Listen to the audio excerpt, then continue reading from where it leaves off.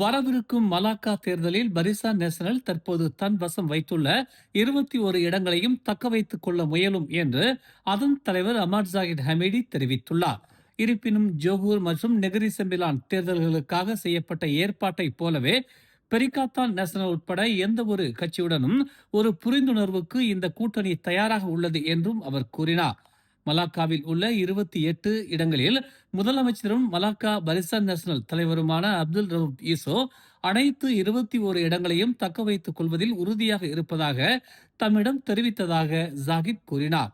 மேலும் அனைத்து கட்சிகளுக்கும் இடையே நிச்சயமாக பேச்சுவார்த்தைகள் நடைபெறும் என்றும் அவர் தெரிவித்தார். எட்டப்படும் எந்த ஒரு ஒப்பந்தம் அல்லது புரிந்துணர்வு குறித்தும் பரிசான் நேஷனலின் மத்திய தலைமையுடன் கலந்து ஆலோசிக்கப்படும் என்று அவர் கூறினார். மேலும் அவர்களுக்கே இறுதி முடிவு எடுக்கும் அதிகாரம் இருக்கும் என்று செய்தியாளர்கள் மத்தியில் அவர் இதனை தெரிவித்தார்.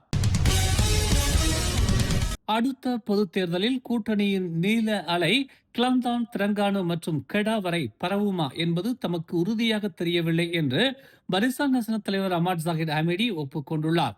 நீல அலை தொடர்ந்து வந்து கொண்டே இருக்கும் என்றும் அது ஜொகூரில் இருந்து நெகிரி செம்பிலான் வரையிலும் இறைவன் நாடினால் மலாக்கா வரையிலும் தொடரும் என்று அவர் குறிப்பிட்டார். அது கிளந்தான், திரங்கானு மற்றும் கடாவை எட்டுமா என்பது தமக்கு உறுதியாக தெரியவில்லை என்றும், ஆனால் அது பெர்லிஸ் மற்றும் பிற மாநிலங்களையும் சென்றடைவதை உறுதி செய்வோம் என்றும் அவர் கூறினார். நேற்று பிற்பகல் பந்தாய் கோலாக்கத்தே கடற்கரை ஓரத்தில் அலைகளால் அடித்து செல்லப்பட்ட ஆட்டிசம் பாதிப்புள்ள சிறுவன் ஒருவன் நீரில் மூழ்கி உயிரிழந்த நிலையில் கண்டெடுக்கப்பட்டான். பாதிக்கப்பட்ட சிறுவனை தேடும் பணியில் உதவிய பொதுமக்கள் மாலை 5:43 மணிக்கு 6 வயது முகமது ஷாமி ஃபர்கான் முகமது ஃபிர்தாஸின் உடலை கண்டெடுத்ததாக கர்த்தே தீயணைப்பு நிலையத்தின் செயல்பாட்டு அதிகாரி முக்தார் டுல்லா தெரிவித்தார். கடற்கரையில் மணலில் விளையாடிக் கொண்டிருந்த சிறுவர் கடைசியாக காணப்பட்ட இடத்திலிருந்து 30 மீட்டர் தொலைவில் கண்டெடுக்கப்பட்டதாக அவர் கூறினார். பிற்பகல் 3:43 மணிக்கு அழைப்பு வந்ததை அடுத்து 9 தீயணைப்பு வீரர்கள் சம்பவ இடத்திற்கு விரைந்ததாக முக்தார் தெரிவித்தார். சம்பவம் நிகழ்ந்த இடத்தை சுற்றியுள்ள கடற்கரையிலிருந்து சுமார் 30 மீட்டர் தொலைவில் தீயணைப்பு வீரர்கள் நீரின் மேற்பரப்பு தேடுதல் முறையை பயன்படுத்தி தேடுதல் பணியை மேற்கொண்டதாக அவர் ஒரு அறிக்கையில் கூறினார். ஸ்லாங்கூரில் சட்டவிரோத வேப் மற்றும் கடத்தல் சிகரெட் வர்த்தகத்தில் ஈடுபட்டிருந்த 2 முக்கிய கும்பல்களை காவல்துறை முடக்கி உள்ளதுடன் 12.7 மில்லியன் ரிங்கிட் மதிப்புள்ள கடத்தல் பொருட்களையும் பறிமுதல் செய்துள்ளது. ஓப்ஸ் டேரிங் ஆல்பா 3 மற்றும் ஓப்ஸ் டேரிங் ஆல்பா 1 என்ற குறியீட்டு பெயர்களில் இந்நடவடிக்கைகளை மேற்கொண்டதாக புக்கிட்டமான் உள் பாதுகாப்பு மற்றும் பொது ஒழுங்குத்துறையின் இயக்குனர் டத்துஸ்ரீ முகமது யூஸ்ரி ஹசான் பஸ்ரி தெரிவித்தார். இந்நிலையில் சோதனைக்குள்ளான அனைத்து சந்தேக நபர்களும் மற்றும் பறிமுதல் செய்யப்பட்ட பொருட்களும் மேலதிக விசாரணை மற்றும் அமலாக்கத்திற்காக உள்நாட்டு வர்த்தகம் மற்றும் வாழ்க்கை செலவின அமைச்சு மற்றும் கொம்பாக் சுகாதார அலுவலகத்திடம் ஒப்படைக்கப்பட்டதாக அவர் கூறினார். இவ்வாண்டின் முதல் 6 மாதங்களில் 1912 மரங்கள் விழுந்த சம்பவங்களை தீயணைப்பு மற்றும் மீட்புத்துறை பதிவு செய்துள்ளது. இதில் 4 பேர் உயிரிழந்தனர், மேலும் 20 பேர் காயமடைந்தனர் என தெரிவிக்கப்பட்டுள்ளது. இதே காலகட்டத்தில் மேலும் 38 பேர் காயம் இன்றி தப்பியதாக தீயணைப்பு மற்றும் மீட்புத்துறை தலைமை இயக்குனர் டத்துஸ்ரீ நூர் ஹிஷாம் முகமது தெரிவித்தார். தென்மேற்கு பருவமழையானது குறுகிய காலத்திற்கு கனமழையையும் அதைத் தொடர்ந்து பலத்த காற்றையும் கொண்டு வந்ததால் மரங்கள் விழும் அபாயம் அதிகரித்துள்ளதாக அவர் கூறினார். இயற்கையாக வளரும் மரங்களை விட அழகுபடுத்தப்பட்ட பகுதிகளில் நடப்பட்ட மரங்கள் அதிக ஆபத்தை எதிர்கொள்கின்றன. ஏனெனில் அடிமண் இல்லாத சூழல் காரணமாக அவற்றின் வேர் அமைப்புகள் பக்கவாட்டில் பரவ முனைகின்றன என்று எண்டா பரேடில் நடைபெற்ற 2026 தீயணைப்பு வீரர் விளையாட்டுப் போட்டிகளை தொடக்கி வைத்த பிறகு அவர் இதனை தெரிவித்தார். அதிக ஆபத்துள்ள பகுதிகளை கண்டறிவதற்கும் பொது பாதுகாப்பிற்கான அச்சுறுத்தல்களை தணிப்பதற்கும் மேலும் முறையான தரவுகளை அடிப்படையாக கொண்ட அணுகுமுறை தீவிரப்படுத்தப்பட வேண்டும் என்று அவர் கூறினார். கடந்த ஜூன் மாதம் முதல் செயல்பட்டு வரும் போதைப்பொருள் கடத்தல் கும்பலில் ஈடுபட்டதாக சந்தேகிக்கப்படும் ஒரு தம்பதியினர் உட்பட 7 பேரை ஈப்போ மற்றும் தாப்பாவில் மேற்கொள்ளப்பட்ட 4 தனித்தனி சோதனைகளில் காவல்துறை கைது செய்துள்ளது. கடந்த செவ்வாய்க்கிழமை அதிகாலை 12:30 மணி முதல் 3:05 மணிக்குள் 22 முதல் 44 வயதுக்குட்பட்ட 5 ஆண்கள் மற்றும் 2 பெண்கள் அடங்கிய சந்தேக நபர்களை கைது செய்ததாக பேரா காவல்துறை தலைவர் டாக்டர் முகமது அல்வி ஜைனால் அபிடின் தெரிவித்தார்.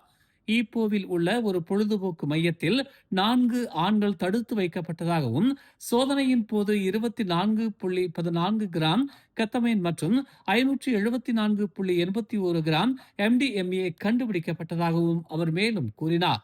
இரண்டாவது சோதனையில் மேலும் 3 சந்தேக நபர்களிடம் நடத்தப்பட்ட விசாரணையின் விளைவாக தாப்பாவில் உள்ள 2 வெவ்வேறு வளாகங்களில் மேற்கொண்ட சோதனையில் அங்கு 2.8 கிலோகிராம் MDMA மற்றும் 13.74 கிராம் கத்தமின் கண்டுபிடிக்கப்பட்டதாக அவர் கூறினார்.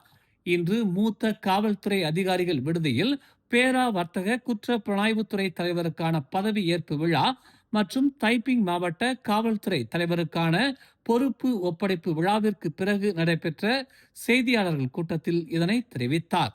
கைப்பற்றப்பட்ட போதைப் பொருட்களின் மொத்த மதிப்பு சுமார் 5,38,451 ரிங்கிட் என்றும், மேலும் 2,24,000 ரிங்கிட் மதிப்புள்ள 3 வாகனங்கள் மற்றும் 32,376 ரிங்கிட் ரொக்க பணமும் கைப்பற்றப்பட்டதாகவும் முகமது அல்வி தெரிவித்தார்.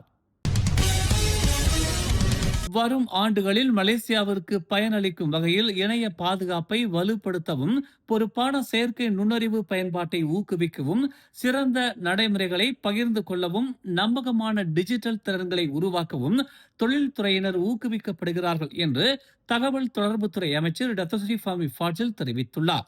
பொருளாதாரத்தின் ஒவ்வொரு துறையிலும் டிஜிட்டல் தொழில்நுட்பங்கள் பெருகிய முறையில் ஒருங்கிணைக்கப்படுவதால் புதுமையுடன் சேர்ந்து நம்பிக்கை, பாதுகாப்பு முன்னேற வேண்டும் என்று அவர் கேட்டுக்கொண்டார். அதிகமான நிறுவனங்கள் டிஜிட்டல் தொழில்நுட்பங்களை ஏற்றுக்கொள்வதால் புதுமையைப் போலவே நம்பிக்கையும் முக்கியத்துவம் பெறும் என்று அவர் இன்று நடைபெற்ற you mobile enterprise innovation platform hub தொடக்க விழாவில் கூறினார். தாங்கள் சார்ந்திருக்கும் டிஜிட்டல் உள்கட்டமைப்பு பாதுகாப்பானது என்பதில் வணிகங்கள் நம்பிக்கை கொண்டிருக்க வேண்டும் என்றும், நுகர்வோர் தங்கள் தரவுகள் பாதுகாக்கப்படுகின்றன என்பதில் நம்பிக்கை கொண்டிருக்க வேண்டும் என்றும் அவர் கேட்டுக்கொண்டார். செயற்கை நுண்ணறிவை பொறுப்புடனும் நெறிமுறையுடனும் ஏற்றுக்கொள்வதை ஊக்குவிப்பதற்கும் அரசாங்கம் உறுதியுடன் இருப்பதாக அவர் தெரிவித்தார். மேலும் செய்திகளை தெரிந்து கொள்ள தமிழ் மலர் இணையதளம், தமிழ் மலர் செயலி மற்றும் மலர் டிவி யூடியூப் சேனலை வலம் வாருங்கள்.